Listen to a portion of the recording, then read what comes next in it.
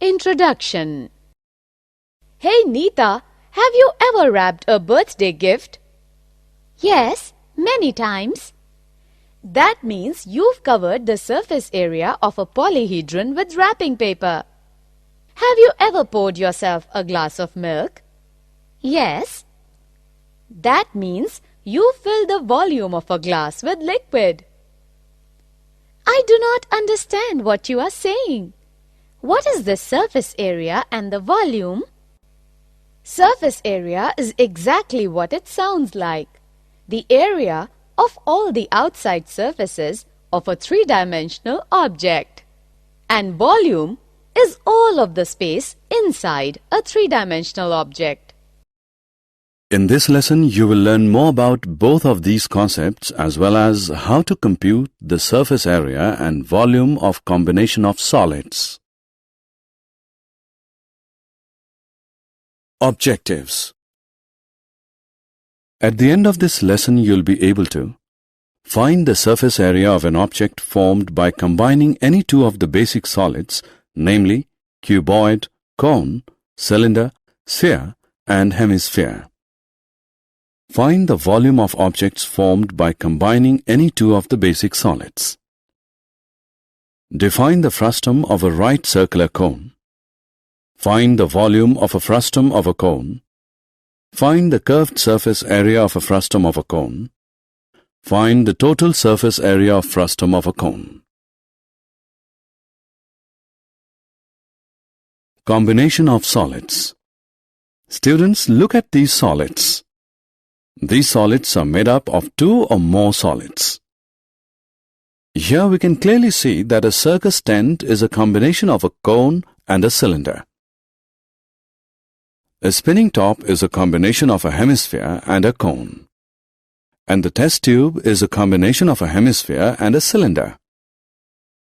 In the same way, in our daily life we observe many objects like toys, vehicles, vessels, tools, etc., which are combination of two or more solids. Let's learn to find their surface areas and volumes. Surface area of a combination of solids.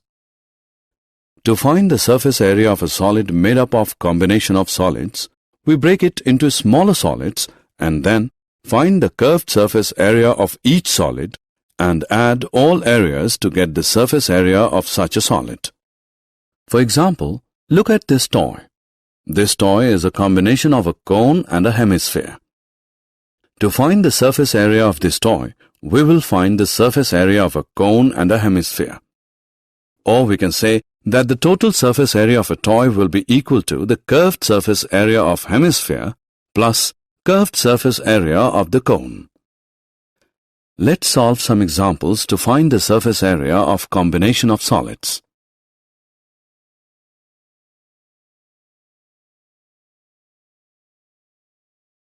Example.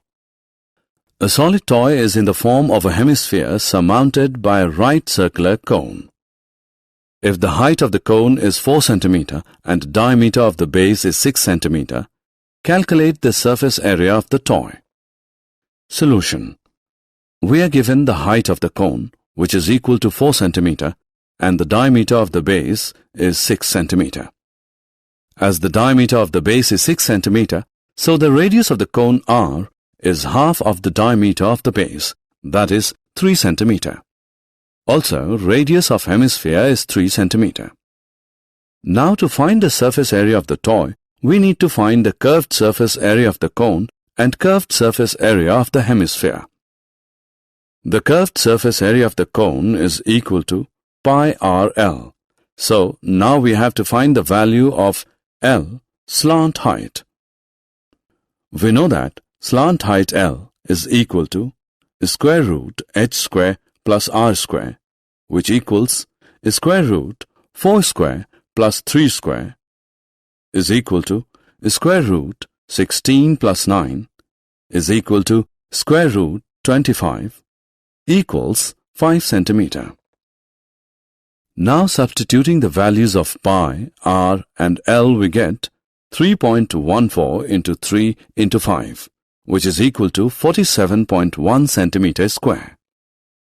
Let's now find the curved surface area of the hemisphere, which is equal to 2 pi r square.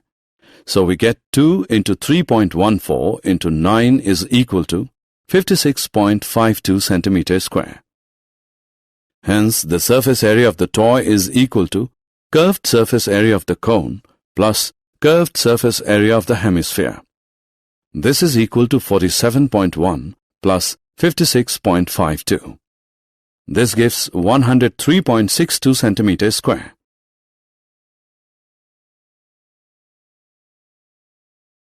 Example. Look at the figure. This decorative block is made of two solids, a cube and a hemisphere. The base of the block is a cube with edge 5 cm and the hemisphere fixed on the top has a diameter of 4.2 cm. Find the total surface area of the block. Solution. The total surface area of the cube is equal to 6 into edge square, which equals 6 into 5 into 5 centimeters square, which is equal to 150 centimeters square. We can see that the part of the cube where the hemisphere is attached is not included in the surface area. So, the surface area of the block is equal to total surface area of cube minus base area of hemisphere plus curved surface area of hemisphere. On substituting the values, we can find the surface area of the block, which is 163.86 centimeters square.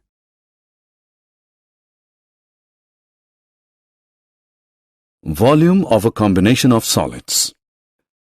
When we come across a combination of solids, the problem of finding the capacity arises. To find the volume of such a solid, we break that into smaller solids and then find the volume of each solid and add them up to get volume of such a solid. Look at this ice cream cone. It is a combination of a cone and a hemisphere. To find its volume, we will find out the volume of the cone and the hemisphere and add them. Or we can write it as volume of an ice cream cone is equal to volume of cone plus volume of hemisphere. Let's solve an example to understand more about this.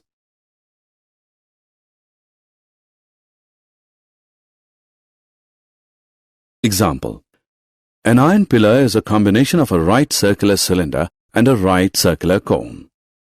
The radius of the base of each of cone and cylinder is 8 cm. The cylindrical part is 240 cm high and the conical part is 36 cm high. Find the weight of the pillar if 1 cubic centimeter of iron weighs 3.9 grams. Solution. Let R is equal to radius of the cylinder, radius of the cone. H is equal to height of the cylinder. H1 is equal to height of the cone. We know that the total volume of the pillar is equal to the volume of cylinder plus volume of the cone. Therefore, total volume is equal to pi r square H plus 1 by 3 pi r square H1. This is equal to pi r square into H plus 1 by 3 H1. Solving this, we get total volume is equal to 50688 centimeter cube. Now total weight of the pillar is equal to volume of solid into weight per cubic centimeter. This is equal to 197683.2 grams or 197.6832 kilograms.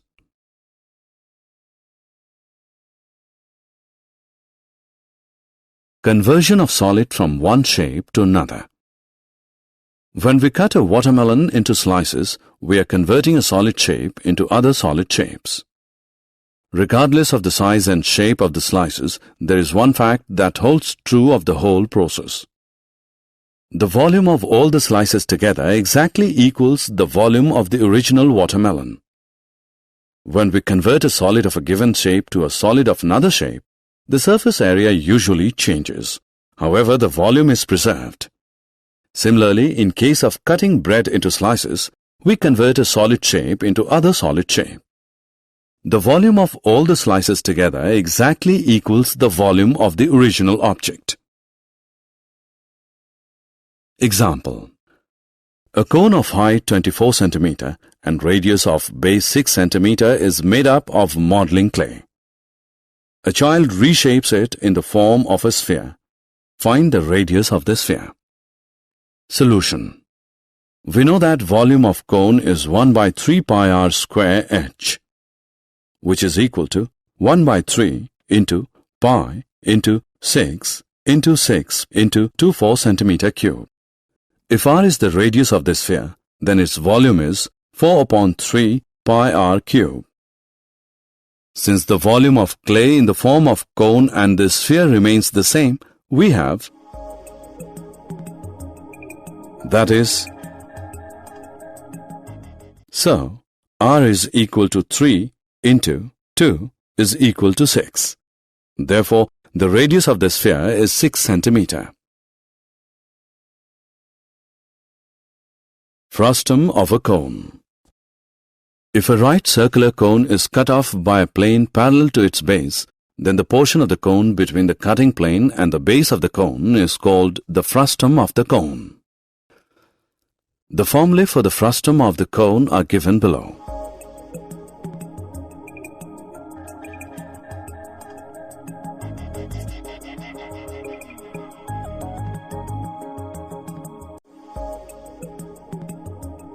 We will find the volume and the surface area of the frustum of the cone using these formulas in next screen. Example. A material handling bucket is in the shape of the frustum of a right circular cone as shown in figure. Find the volume and the total surface area of the bucket. Solution. We know that slant height L is equal to under root h square plus r square. Therefore, we get slant height is equal to 17 centimeter. Also, lateral surface area is equal to, substituting the values, we get lateral surface area equal to 670 square centimeter. Therefore, base area is equal to, this is equal to 177 plus 79. Therefore, total surface area is equal to, which gives us 926 square centimeter. Now we know that volume of the frustum of the cone is, substituting the values we get volume, which is equal to 2114 cubic centimeter. Did you know? Frustum is a Latin word meaning piece cut off, and its plural is frusta. Usually when we say cylinder, we mean a circular cylinder, but you can also have elliptical cylinders like this one. You can even have stranger cylinders. If the cross-section is curved and is the same from one end to the other, then it will still be a cylinder. Of all the shapes, a sphere has the smallest surface area for a volume. Or put another way, it can contain the greatest volume for a fixed surface area.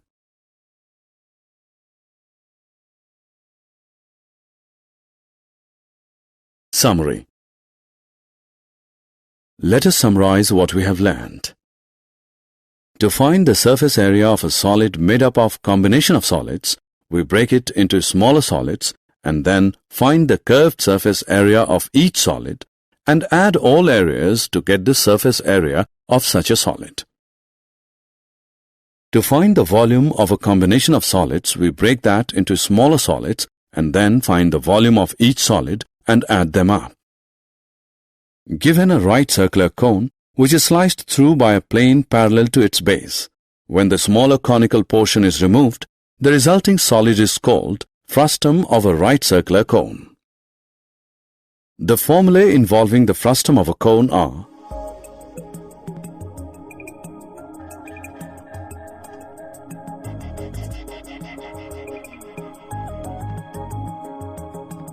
where h is equal to vertical height of the frustum, L is equal to slant height of the frustum, R1 and R2 are radii of the two bases, ends of the frustum.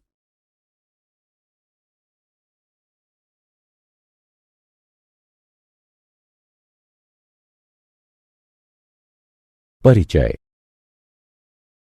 अरे नीता, क्या तुमने कभी जन्मदिन के उपहार को लपेटा है? हाँ, कई बार। इसका अर्थ है कि तुमने बहुफलक के पृष्ठीय क्षेत्रफल को कागज से ढका है। और क्या तुमने स्वयं कभी गिलास से दूध उड़ेला है? हाँ। इसका अर्थ है कि तुमने गिलास के आयतन को द्रव से भरा है। तुम जो कह रही हो वो मैं समझ नहीं पा रही हूं। ये पृष्ठीय क्षेत्रफल और आयतन क्या होते हैं? पृष्ठीय क्षेत्रफल ठीक वही होता है जैसा कि सुनने में लग रहा है, किसी त्रिआयामी वस्तु के सभी बाह्य पृष्ठों का क्षेत्रफल। और आयतन किसी त्रिआयामी वस्तु के भीतर के स्थान को कहते हैं। आओ, इस विषय में मैं तुम्हें विस्तार से बताती हूं। इस पाठ में तुम इन दोनों परिकल्पनाओं के संबंध में और अधिक जानोगे। साथ ही ये भी जानोगे कि ठोसों के संयोजन के पृष्ठीय क्षेत्रफल और आयतन की गणना कैसे करते हैं।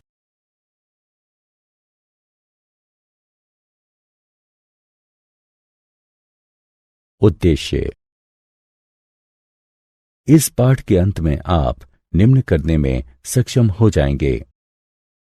किन्हीं दो आधारभूत ठोसों जैसे घनाभ, शंकु, बेलन, गोला व अर्धगोला के संयोजन से बनी वस्तु का पृष्ठीय क्षेत्रफल निकालना। किन्हीं दो आधारभूत ठोसों के संयोजन से बनी वस्तु का आयतन निकालना। किसी समवृत्ताकार शंकु के छिन्नक को परिभाषित करना। किसी शंकु के छिन्नक का आयतन ज्ञात करना। किसी शंकु के छिन्नक का वक्र पृष्ठीय क्षेत्रफल ज्ञात करना। किसी शंकु के छिन्नक का कुल पृष्ठीय क्षेत्रफल ज्ञात करना।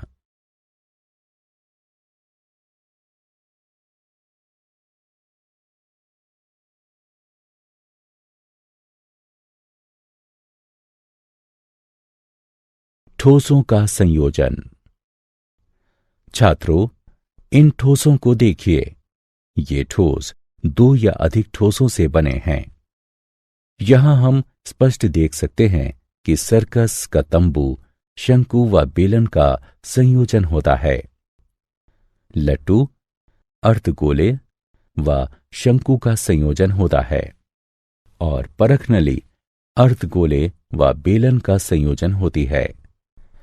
इसी प्रकार अपने दैनिक जीवन में हम ऐसी अनेक वस्तुएं देखते हैं, जैसे खिलौने, वाहन, पात्र, औजार इत्यादि, जो दो या अधिक ठोसों का संयोजन होती हैं। आइए उनके पृष्ठीय क्षेत्रफल एवं आयतन ज्ञात करना सीखते हैं।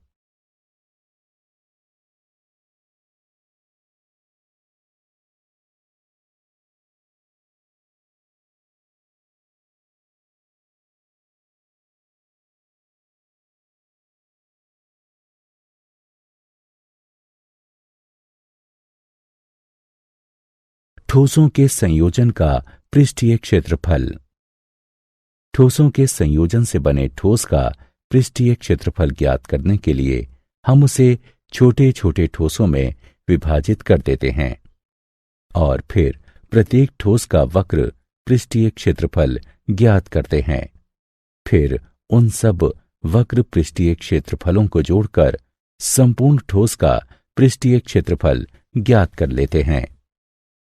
उदाहरणार्थ, इस खिलौने को देखो। यह खिलौना एक शंकु और एक अर्धगोले का संयोजन है। इस खिलौने का पृष्ठीय क्षेत्रफल ज्ञात करने के लिए हम शंकु एवं अर्धगोले के वक्र पृष्ठीय क्षेत्रफल ज्ञात करेंगे। अथवा हम ये भी कह सकते हैं कि किसी खिलौने का कुल पृष्ठीय क्षेत्रफल शंकु के वक्र पृष्ठीय क्षेत्रफल तथा अर्धगोले के वक्र पृष्ठीय क्षेत्रफल के योग के बराबर होगा। ठोसों के संयोजन से बने ठोस का पृष्ठीय क्षेत्रफल ज्ञात करने के लिए आइए कुछ उदाहरणों को हल करते हैं।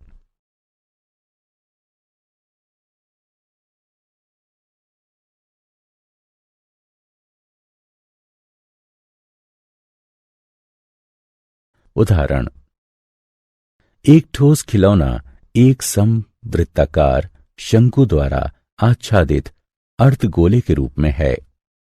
यदि शंकु की ऊंचाई 4 सेंटीमीटर एवं आधार का व्यास 6 सेंटीमीटर है तो खिलौने का पृष्ठीय क्षेत्रफल ज्ञात कीजिए। आइए इसे हल करते हैं। हमें शंकु की ऊंचाई दी गई है जो कि 4 सेंटीमीटर है और आधार का व्यास 6 सेंटीमीटर है। चूंकि आधार का व्यास 6 सेंटीमीटर है अतः शंकु की त्रिज्या r आधार के व्यास की आधी अर्थात 3 सेंटीमीटर होगी।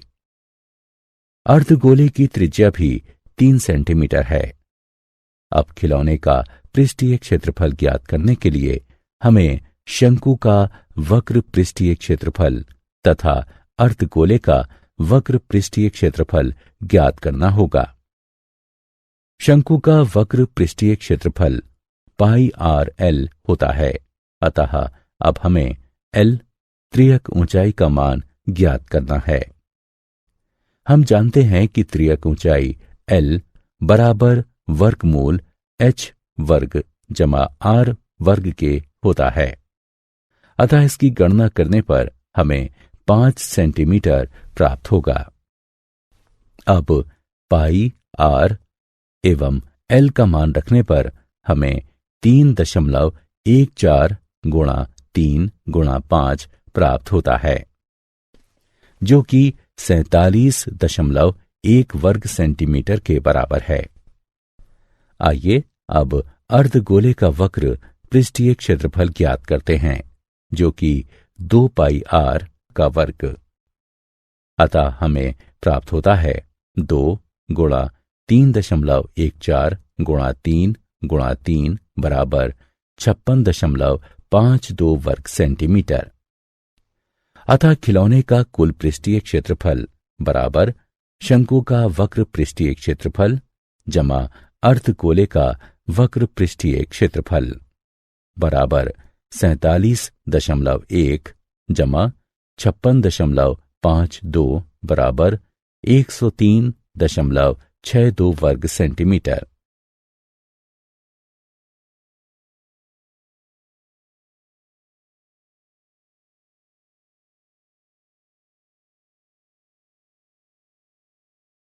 इस आकृति को देखिए। ये सजावट के लिए प्रयोग होने वाला ब्लॉक 2 ठोसों से निर्मित है, एक घन एवं एक अर्धगोला।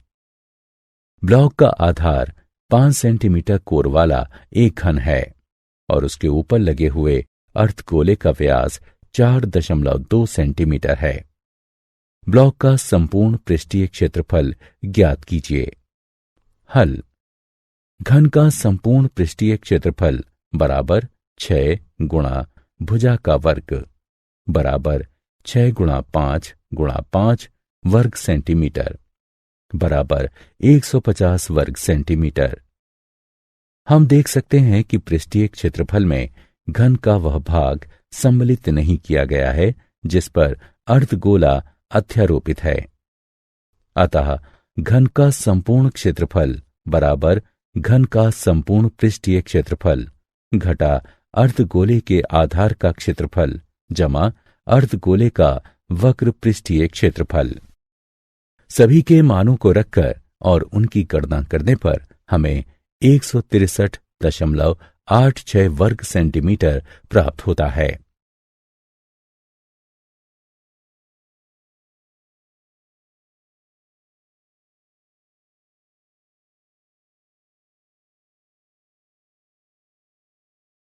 ठोसों के संयोजन का आयतन।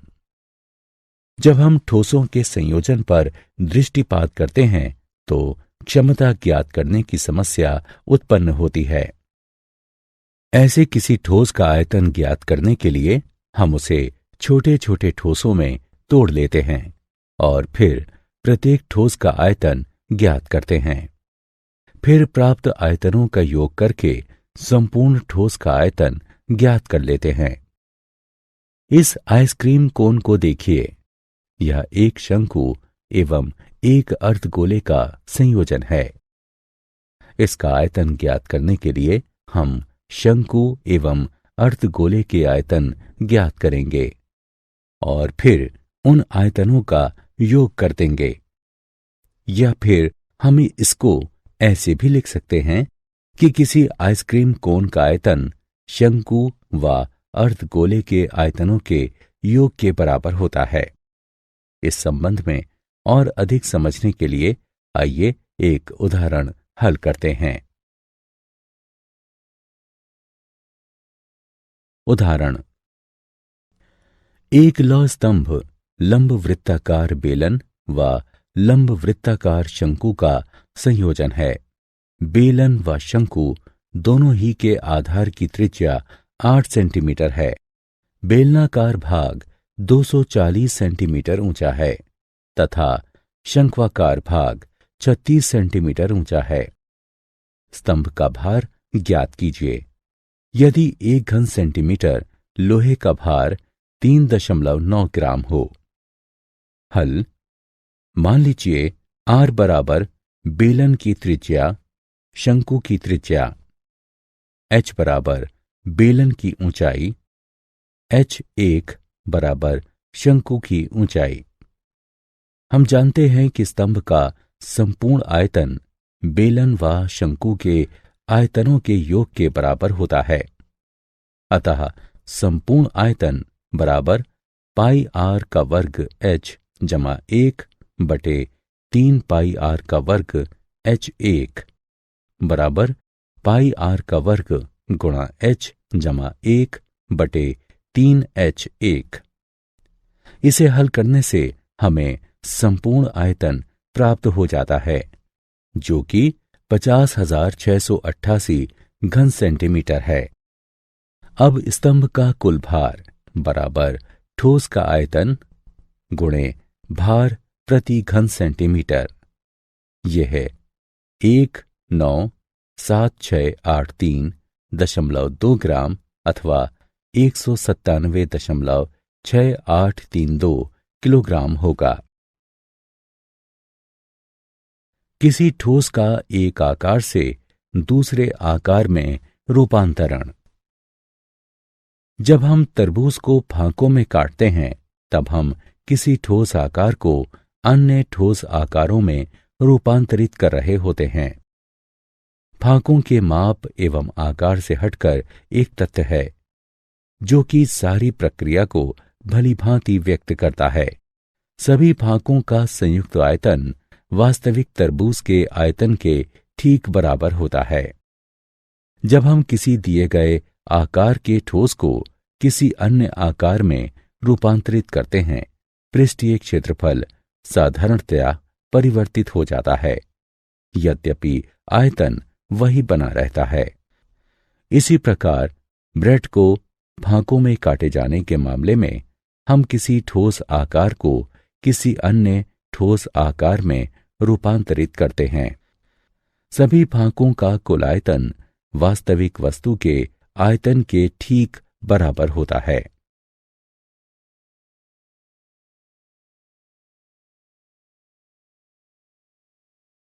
उदाहरण, 24 सेंटीमीटर ऊंचाई व 6 सेंटीमीटर आधार त्रिज्या वाला एक शंकु मॉडल बनाने वाली मिट्टी से बना है।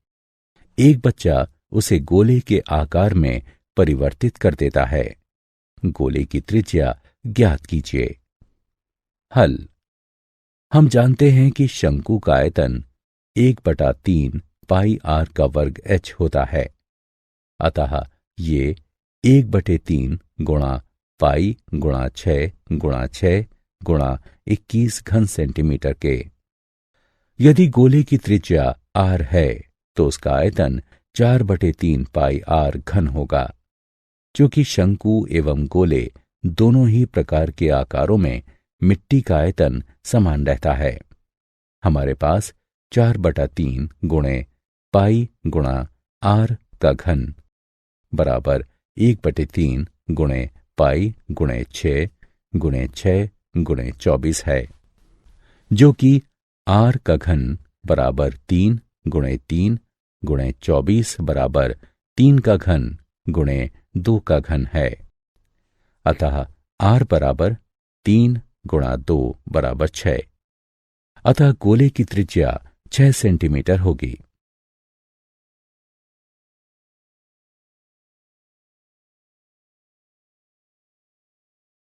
शंकु का छिन्नक।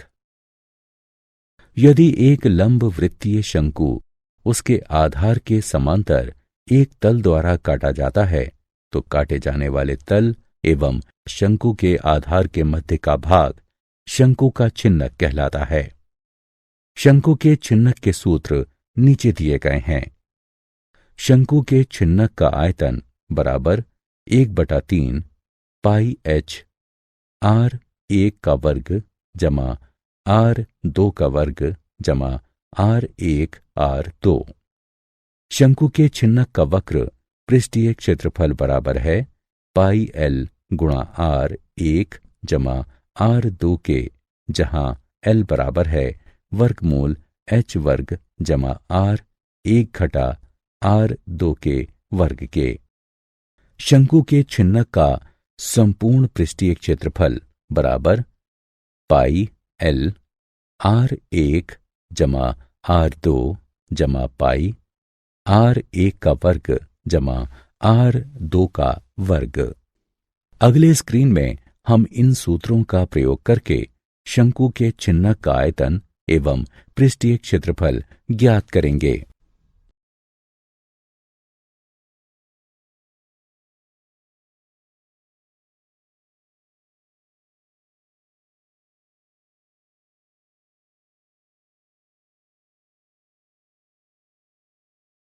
उदाहरण, सामान ले जाने वाली एक बाल्टी लंब वृत्तीय शंकु के छिन्नक के आकार की है, जैसा कि चित्र में दिखाया गया है। बाल्टी का आयतन व संपूर्ण पृष्ठीय क्षेत्रफल ज्ञात कीजिए। हल। हम जानते हैं कि त्रियक ऊंचाई l बराबर वर्गमूल h का वर्ग जमा r का वर्ग। अतः हल करने पर हमें त्रियक ऊंचाई 17 सेंटीमीटर प्राप्त होगी। साथ ही किनारे का पृष्ठीय क्षेत्रफल ये होगा। मान रखने पर हमें किनारे का पृष्ठीय क्षेत्रफल 670 वर्ग सेंटीमीटर प्राप्त होता है। अतः आधार का क्षेत्रफल ये होगा। ये 177 व 79 के योग के बराबर है। अतः संपूर्ण पृष्ठीय क्षेत्रफल ये होगा। इससे हमें 926 वर्ग सेंटीमीटर प्राप्त होता है। अब हम जानते हैं कि शंकु के छिन्नक का आयतन ये होता है। मान रखकर हल करने पर हमें 2114 घन सेंटीमीटर आयतन प्राप्त होता है।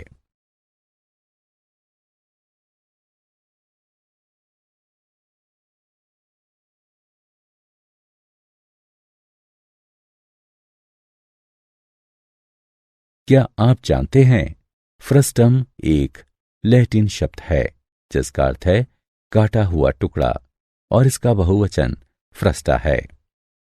साधारणतः जब हम कहते हैं बेलन तो हमारा आशय वृत्तीय बेलन से होता है, परंतु अंडाकार बेलन भी होते हैं, जैसे कि इस प्रकार। इसके अतिरिक्त अपरिचित बेलन भी हो सकते हैं। यदि अनुप्रस्थ काट वक्रीय है और एक सिरे से दूसरे सिरे तक एक समान है, तब भी वह एक बेलन होगा। सभी आकारों में आयतन के लिए गोले का पृष्ठीय क्षेत्रफल सबसे कम होता है, या दूसरी तरह से कहें तो इसका स्थिर पृष्ठीय क्षेत्रफल के लिए आयतन सर्वाधिक हो सकता है।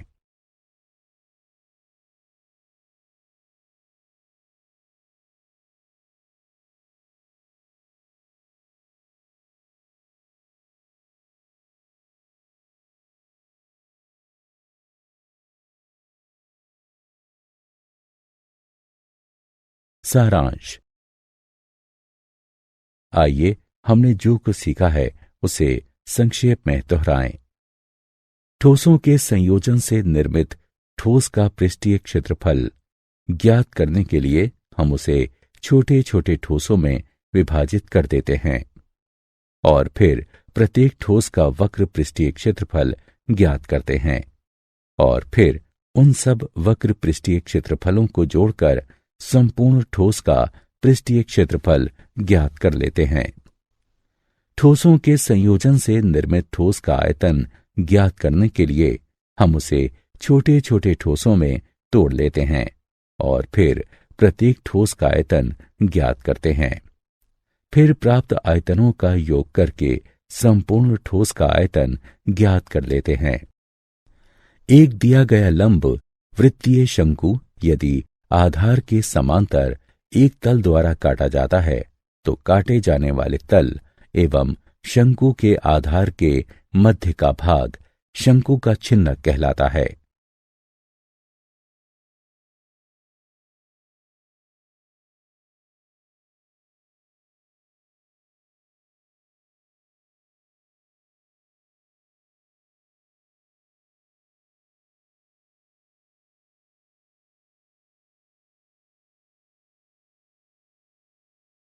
शंकु के छिन्नक से संबंधित सूत्र इस प्रकार हैं। शंकु के छिन्नक का आयतन ये है। शंकु के छिन्नक का वक्र पृष्ठीय क्षेत्रफल ये है। शंकु के छिन्नक का संपूर्ण पृष्ठीय क्षेत्रफल ये है। जहां h बराबर छिन्नक की लंबवत ऊंचाई, l बराबर छिन्नक की त्रियक ऊंचाई तथा r1 व r2 छिन्नक के दोनों आधारों यानी सिरों की त्रिज्याएं हैं।